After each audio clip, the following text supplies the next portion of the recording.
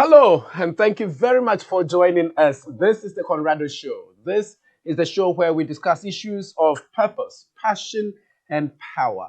We want to encourage you to have all that you need in order for you to succeed in life because you will discover your purpose and then also you will get the right energy and passion to put into your life to succeed. And then also the power that God has granted you, the power that you wield, the power that you can garner or get from whatever it is that you do and whatever positions that you hold. How can you use that power to live a good life and also help others?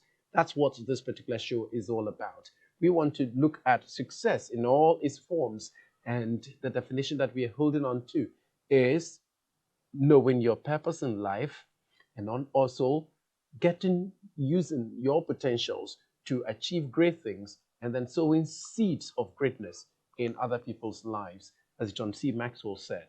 My name is Conrad Kakraba, and this show is sponsored by Heritage Christian University College. Heritage Christian University College is at Amasaman in Accra. We are a university that is set out to achieve things that would help you have a holistic education. And we have programs such as BSc Information Technology, Bachelor of Business Administration, focusing on accounting, banking and finance, human resource management, marketing, and business information technology management. And then also we have Bachelor of Theology. We have short courses as well in media training programs in journalism and in multimedia. If you want to learn video editing, graphic design, camera operating, show hosting, and voice-over and phonetics, this is the place for you. And we also have courses from ICM UK, such as project management, also business studies, HR, accounting and finance, and journalism and media. This is the place for you if you want quality education. We are located in Amasaman in Accra, behind the Olympic Stadium. Now, this show is also brought to you by Conrado Group. The Conrado Group is a conglomerate that offers services in study abroad. If you want to study abroad and you want advice and you want an exam that would help you to be able to go abroad, such as the IELTS or the SAT, GRE, GMAT, we are the right people that you should talk to. We also have multimedia services. If you are doing a program and you would love to have photography or videography services, we are the right place that you can have those services. And then also we have editorial services. If you want your work to be edited professionally, talk to us. You can call us on 020 67 30 38 2. My outfit is sponsored by Medlum Fashion. Medlum Fashion gives you the best and the quality that you deserve. We'll take a quick break. We'll be right back.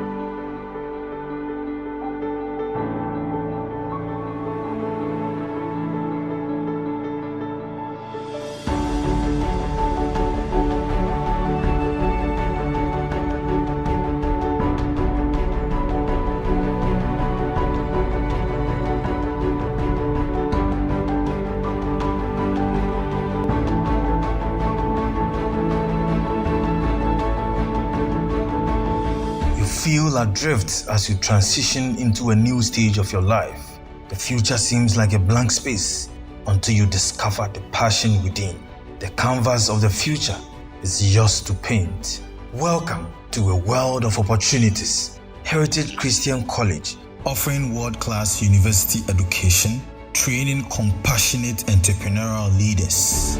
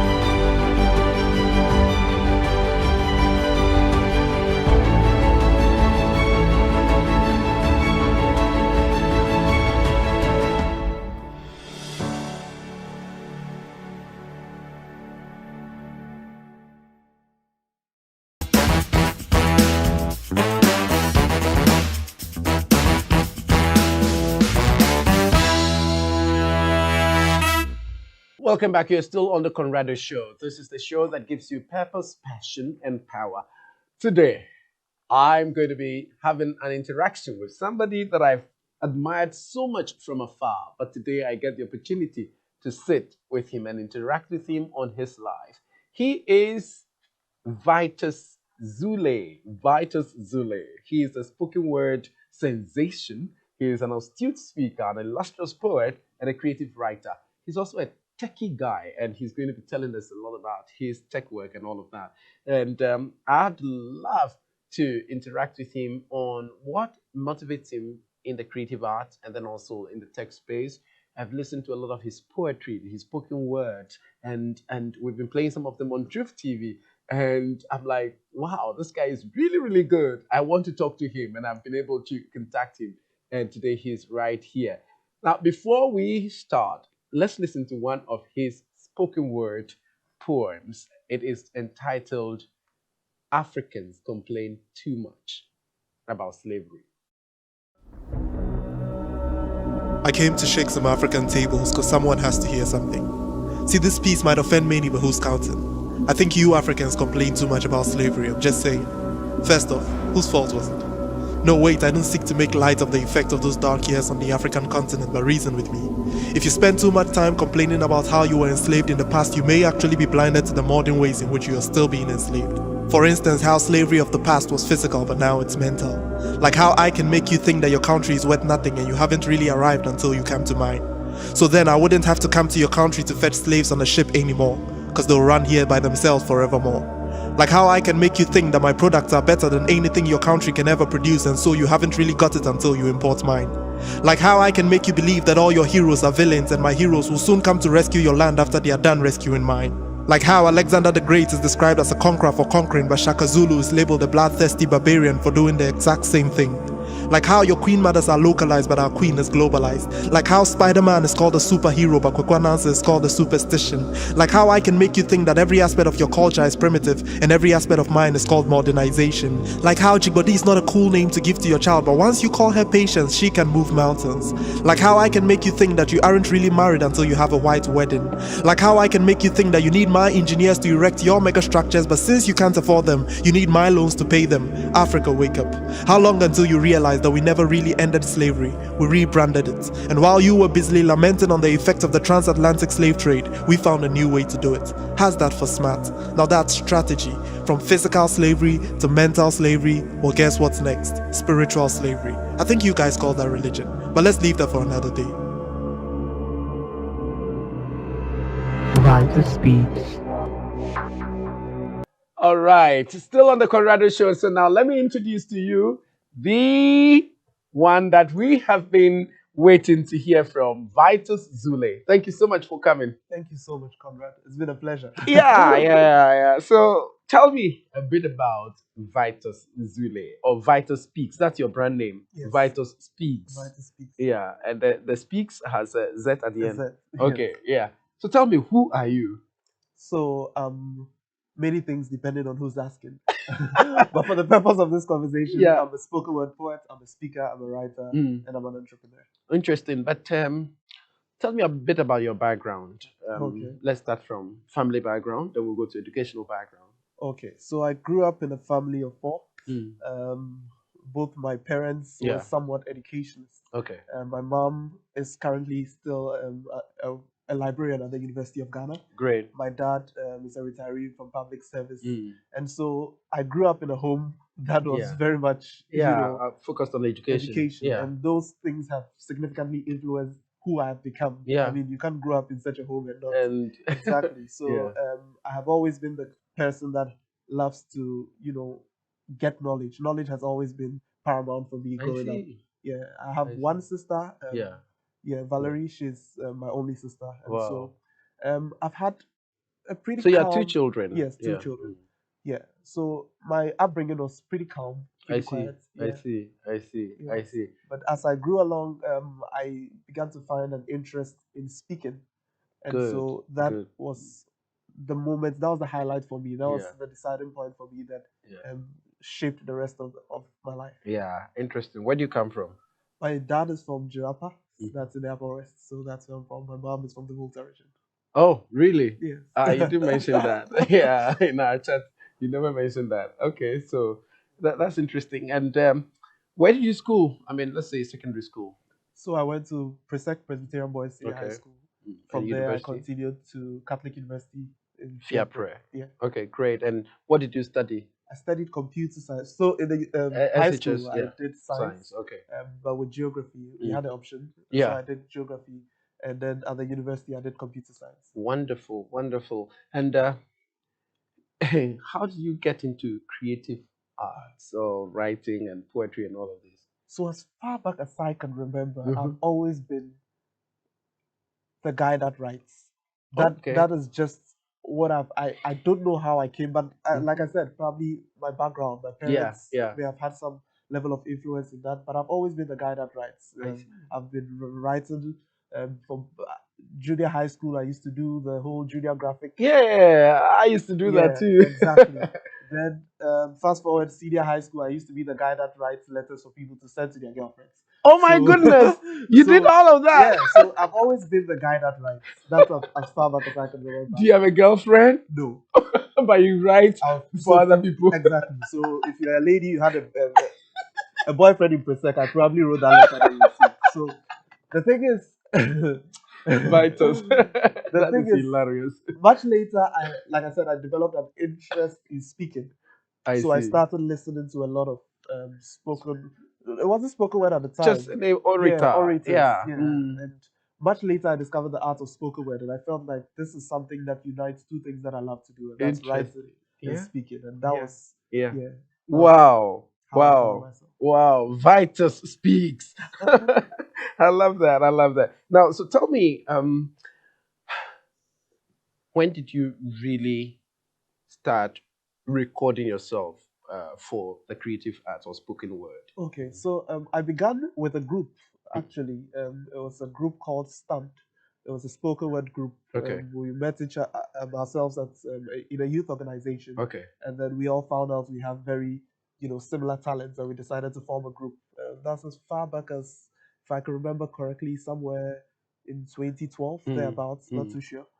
And then we started working together. So that was when we started recording. But as we moved along, various things came in between. Yeah. Distance, Yeah. other pursuits, and all of that. And so we had to go our separate ways.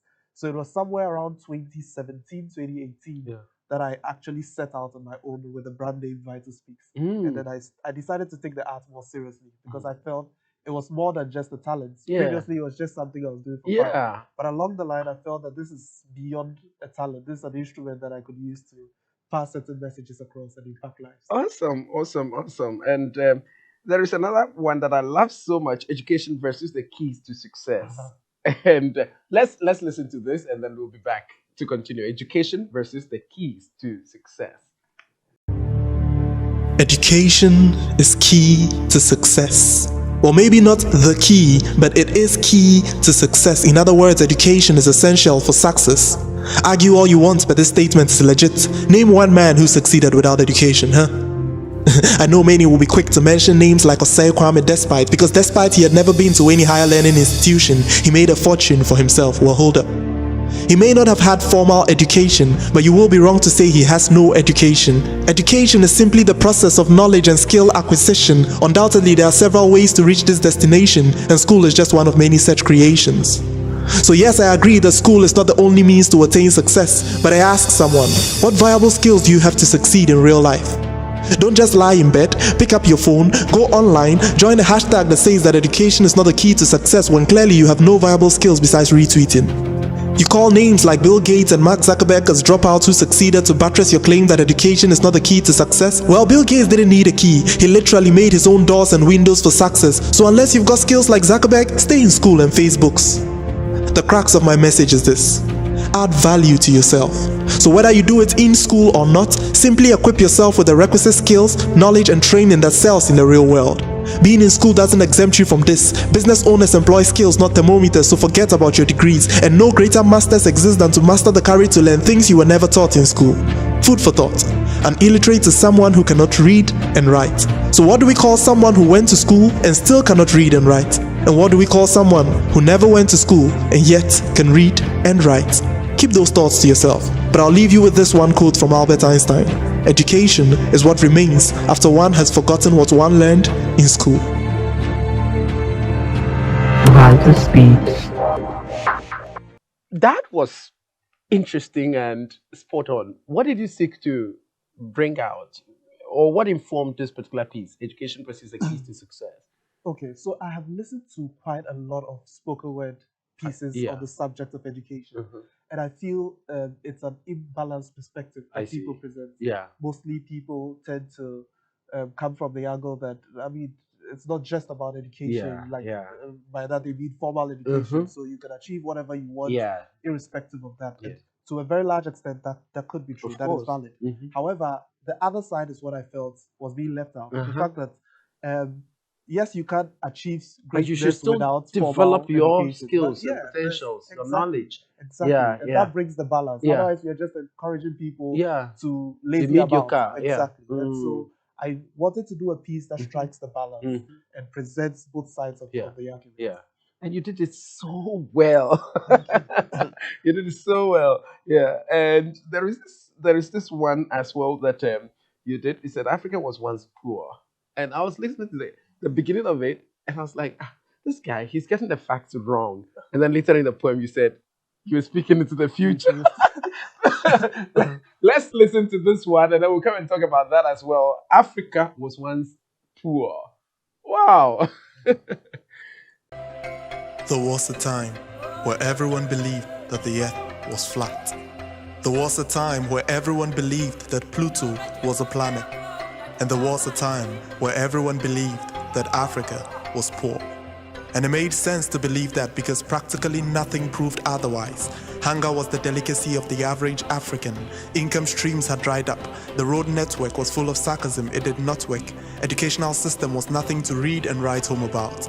Healthcare was on drip, and not even teamwork was working. But look at Africa now. A hub of excellence, a model to the rest of the world. By far the wealthiest continent with the fastest growing economies in the world. A textbook case of impressive governance, now considered one of the world's superpowers. It's almost hard to believe that this continent was once considered poor. What a story. Well, if this poem doesn't make sense to you, that's because it got released before its time. I wrote this poem for the future. For the children of our children's children who will be born to an Africa that is nothing like this one. Who will actually find it hard to believe that Africa was once stark poor, so I wanted to leave them some history notes. Because I believe a time is coming, and that time starts now, where Africans will no longer be considered the underdogs. I hope this poem will let us know that figuratively, the gold that was used to construct the streets of heaven was mined in Africa. Now replace the heavens with the West and realize that these monkey games must end. Enough of the journey to the West. The soil on which Congo sits is estimated to be worth about $24 trillion, and yet they rank Congo as one of the poorest countries in the world while taking about $300 billion worth of bauxite from here annually. So much for being poor. See, the only real poverty in Africa is a poor self-image, and the only true solution to Africa's hunger is food for thought. For once this is said, just like Pluto was wrongly judged, Africa shall never be called poor again. Vitusspeakz.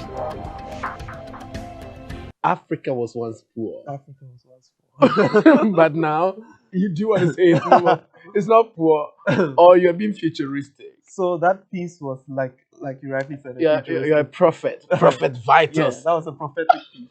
So probably my children or my great grandchildren They will come and live those days. And when they listen to it, it'll be accurate by then. Yeah. So, but mhm. I created that piece Yeah.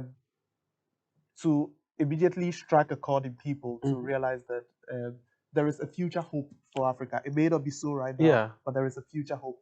So if we stand in the future and Mhm. look at Africa Mhm. from like a hindsight, Yeah. we should be able to see that we've come a long way. Yeah. So that future hope should want to drive us Yeah. to move Africa to the point that we Ooh. want to be. So you said you write about Pan-Africanism, Yes. and why did you decide to choose such a big topic, Pan-Africanism and the African Renaissance and all of those? So I had I had a piece. We played the piece that Africa complained too much about slavery. Slavery, yeah. I felt that way about a lot of Africans, Mm. about how we complain too much about Why we are impact where of we are, slavery, yeah. what slavery had done Yeah. to us.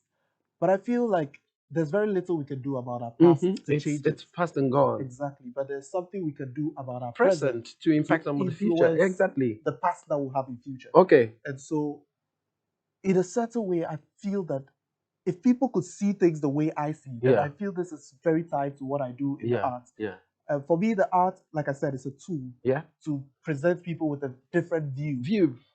Some perspective. Exactly. Yeah. Because I believe the views shape the world. Mm. The world as we have it today Yeah. is the way it is because of the views that people Have left projected. behind. Exactly. And people take actions in the world based on the views that they have. Yeah. So certain negative views will result in negative actions, positive views. Exactly. So if I can give people a different view of Africa, I feel that it will significantly impact the future of Africa. And that is what drove me into to write this. Exactly. I see. And now there is this aspect of Africa that you also projected. Not Africa. It wasn't just about Africa. You read about religion as well. And there was a piece that I listened to. It was a sequel to Africans Complain Too Much About Slavery. But this one it focused a bit on religion. Why did you decide to focus on that? So I think at the end of the piece, yes, you said you guys call that one religion. I ended that piece by saying that so there has been physical slavery, there has been mental slavery. Yeah. The next thing Guess what? It's a spiritual slavery. And I said I'll do a sequel to that. And people had been asking. I've never written a sequel, so I decided to write a sequel. And I wanted to attack the divides that religion, has brought. I see. And then try and open people's eyes to the fact that we should look beyond those divides. Yeah, and we can be spiritual. Exactly. But we've created a monster out of our spirituality and religiosity, and that's exactly what you wanted to. Hey, let's play that particular one. Africans Complain Too Much, the sequel to that, and we'll come back and talk a bit about that. Now that's strategy.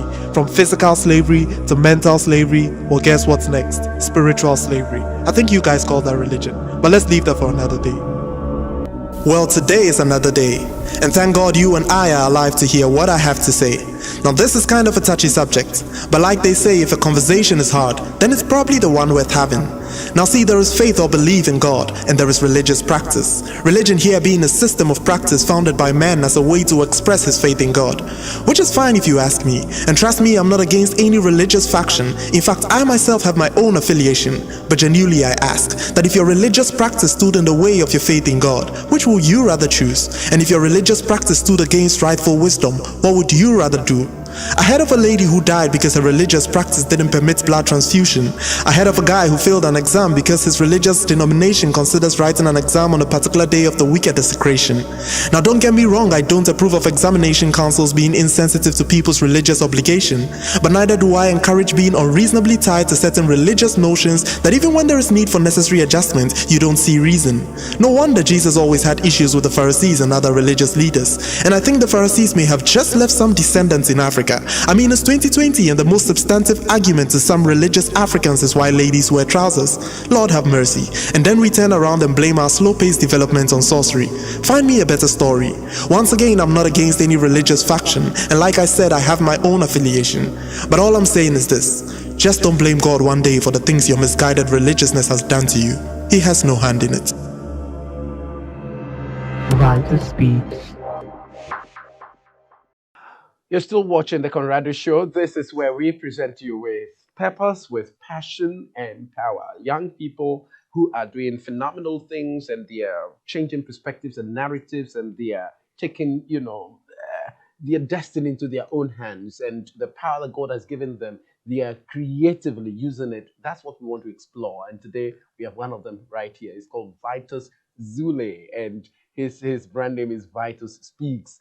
And he's telling us a lot about what we need to be thinking about, especially about Africa and about religion and all of that. And so wrapping up on religion and the sequel, basically, spiritual slavery.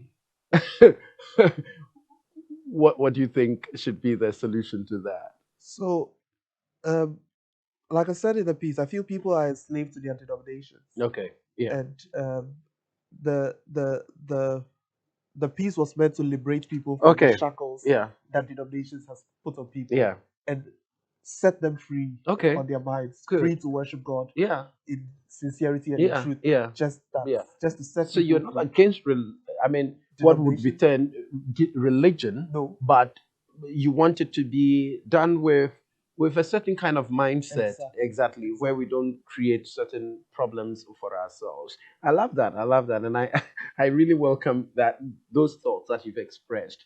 Now, there is one also that you did on Dare to Achieve Young, and that was phenomenal. We've been playing it as a breaker on Truth TV, every day. Dare to Achieve Young, looking at the potentials of young people. Young people have a lot of potentials. Tell me about why you decided to do that. So I always say this, that as much as young people or the youth form a fraction of today's population, they form 100% of the future. And I love that. There is so much that the youth have to be prepared for if they are going to take over. So positioning, very key. Positioning the youth to take over. And if we have to do that, it starts from the very things, the mindsets. Because I feel that the mind is very powerful.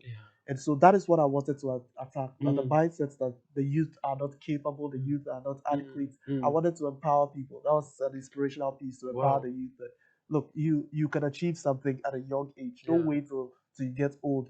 A lot of youth have, when I grow up, like you don't need to grow up to start that. I see. So that was the focus of the piece, empowering people to start young, dare to achieve young. Whoa. And you have dared to achieve young. And I'm very, very happy about the fact that you speak to these issues, because they connect and resonate with me a lot.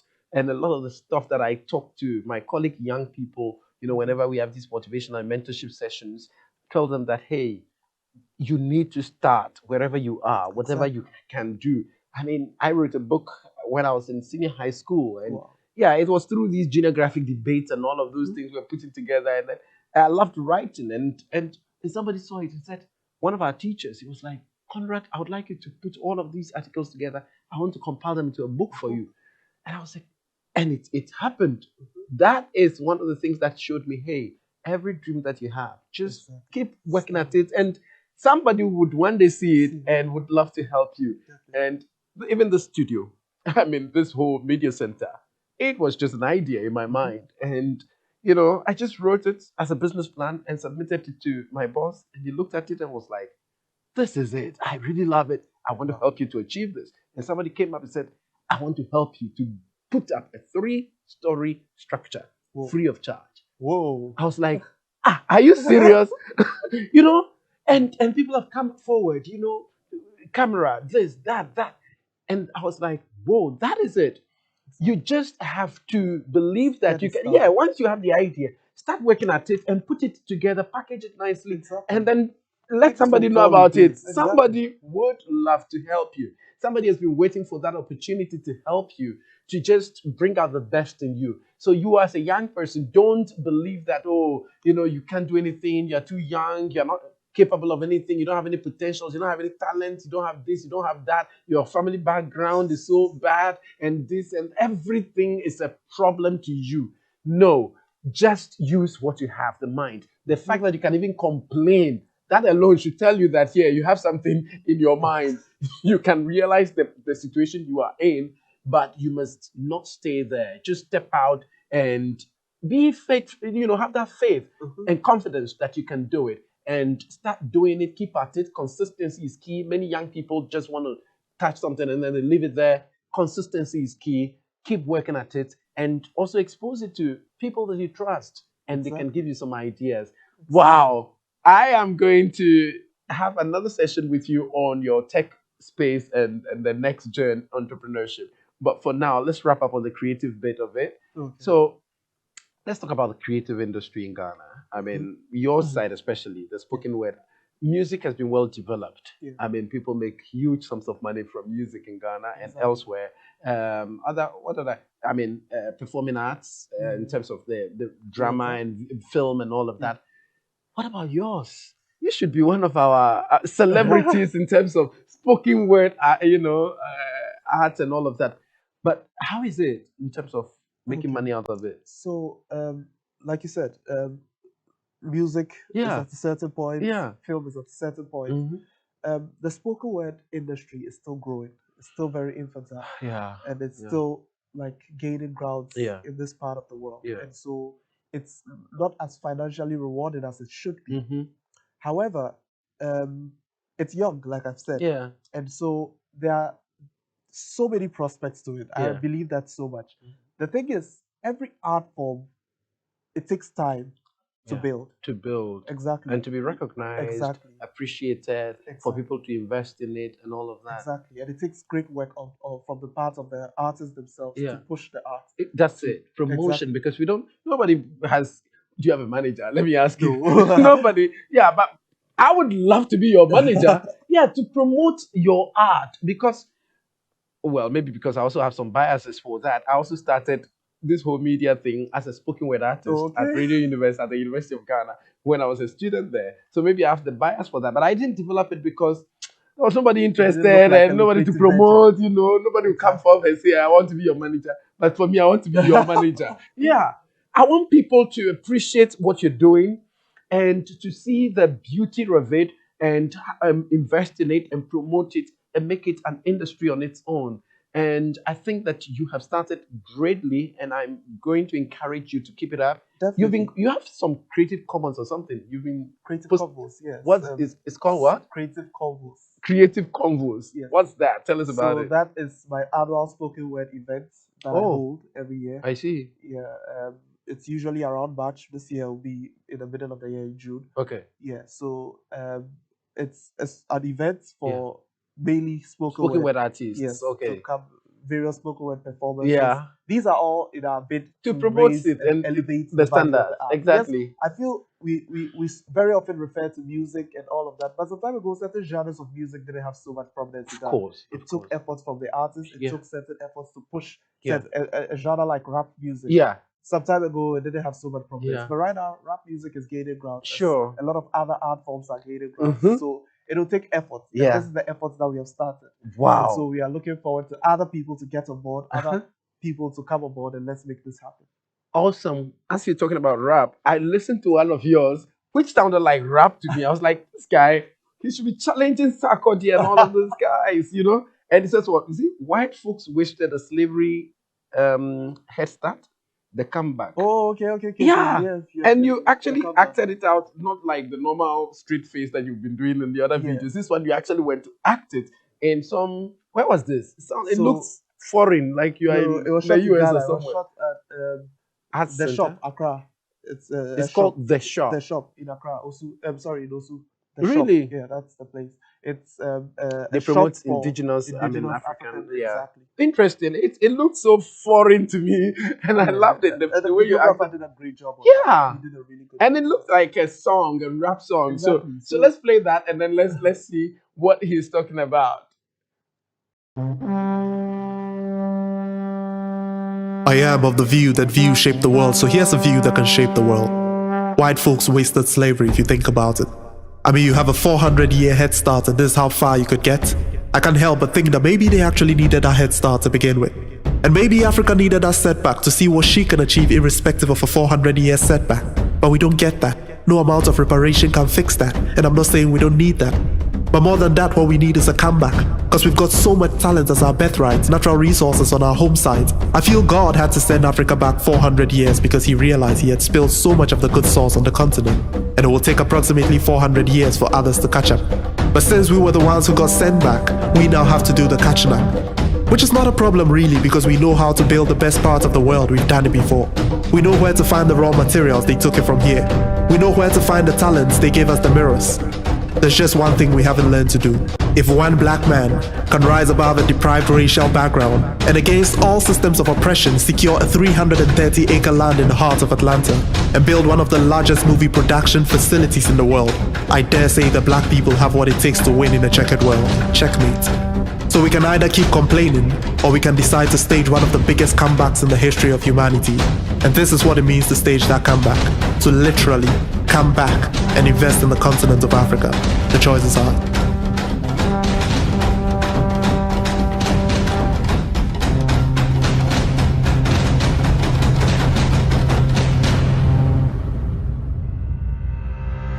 Vitusspeakz.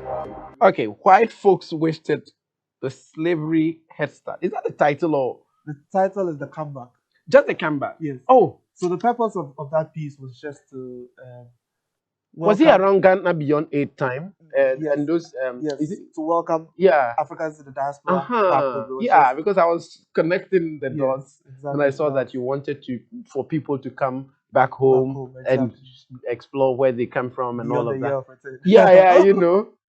But it's a huge phenomenon, and then also an activity, an event that we did well. Of course, we can continue, we can do better. Definitely. This was the first time that it was really done that way. Yeah. And you wanted to add your voice to it. Yes, I feel arts. I mean, we have the audience. Yeah. Artists have audience. Yeah. So using our arts to promote as many things as we can that are positive. Others, yeah, exactly. So others rest on us as artists to Yeah. use our voice to promote great causes. Yeah, that's it. And I really love it. I think what's your best work? That's a dumb question. You know, all artists will say my best work is the next one or the last one. It's generally very hard. Yeah. But I have a piece that I so love. Which is The Movement. It's called The Movement? Yes. I saw it, but I've not played it yet. So maybe let's look for it. The Movement. Look for it and then get it on. Yeah. Yes, what about it? So I love that piece because it attacks hate speech. Yeah. And I love it because of the approach that I took in presenting it. Most people, when they want to talk about that particular subject, they approach it either from the the part of the victim, or the victimizer. Okay. But the part of the third party. But I came from the part of the person who is suffering it. Exactly. Okay, hate speech. In fact, let me just catch you there. My award, my only Ghana Journalists Association award that I won in 2013 or so, as the best political reporter in Ghana, was on hate speech. Hate speech. Wow. The title was The Ripples of Hate Speech. So I'm really going to follow up on this topic. So as the victim, you want to say what exactly? So as the victim, I wanted the victim to just get in the mind of the victimizer and realize the reasons they do that. See, when you get to know why people do certain things, you discover that it's not really about you. Sometimes it's about them. Okay. There's a void in their lives. Okay, they're just venting some spleen that is. I see. So there's something wrong with them. Once you see it that way, you're more relaxed about it. You don't get agitated. You just let it slide. Yeah. Who are your mentors? My mentors on the international scene or local scene or Okay, so in terms of spoken word particularly. Okay.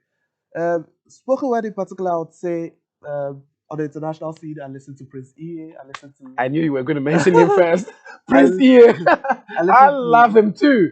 I listen to Sully Breaks. Okay, I don't know about him. I listen to George the Poet. I see. I see. These three. Okay. Yeah. I see. Awesome. So, I could see some connections between you and Prince EA, and I wanted to ask you a question, but I didn't know you were about to drop the bombshell. Yeah, that's nice, Prince EA. Do you know about Jay Shetty? Yeah. Okay. Jay Shetty. I love his podcasts. Yeah. Okay. Yeah. I see. His podcasts. Yeah. Interesting. Okay. Interesting. So maybe just wrap it up on the creativity bit of it. Do you have any appeals you want to make to people who want to invest in people like you? I mean, people who have a lot of money, they don't know what to do with it, and they want to promote some young talent and all of that. I want to be your manager, but I got no money. I got no money to. Yeah, government and all these creative industry, players. Yeah, so to corporate Ghana, to anyone listening, to any investors, I would say that usually people fear the creative arts. What do you mean? Place to invest in. And because it's risky. Risky, you don't know how people accept it. Yeah. As it says, anywhere there's high risk, there are high rewards. Of course. So the creative art, I believe, especially for Ghana, is one of the most lucrative ventures.